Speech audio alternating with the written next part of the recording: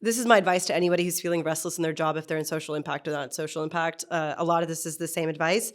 Start by reflecting on what's not working for you right now. Take the time to understand, is it the day-to-day that you're doing? Is that what's boring you? Do you not like the team you're working with every day? Do you feel like you're not learning anymore? Take time to really identify what has you bored, right? Is it the culture of the place? Like for me at my last job, it was a really big bank. It was at Chase.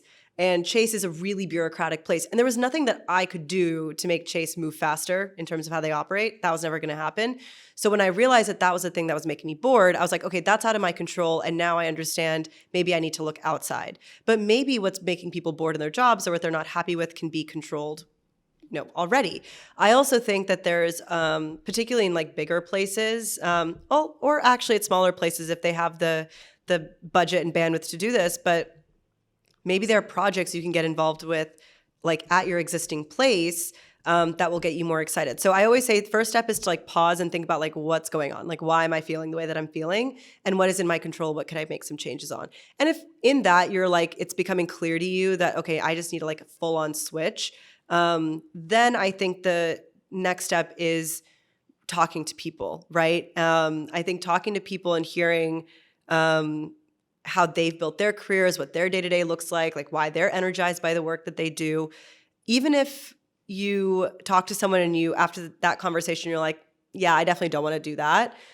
You've learned something. You've gotten clarity on what you don't like, which is just as important as figuring out what you do like. So I think that's one thing. And I think that, the third piece of advice I always give people is to remember that we all have a different relationship to our career. So as an example, I have friends who are new parents.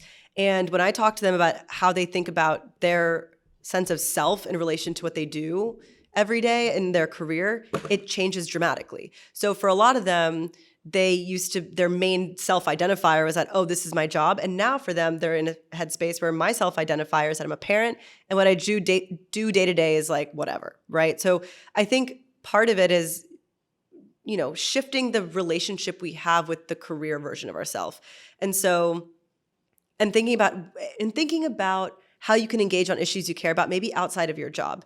Because again, to your point, like everybody has different realities of like what their day-to-day looks like. Maybe you're really bored in your job, but like maybe you really need that job. Maybe they're sponsoring your visa. Maybe, they're paying your school loans off, whatever. And you're like, I can't just quit because I'm bored.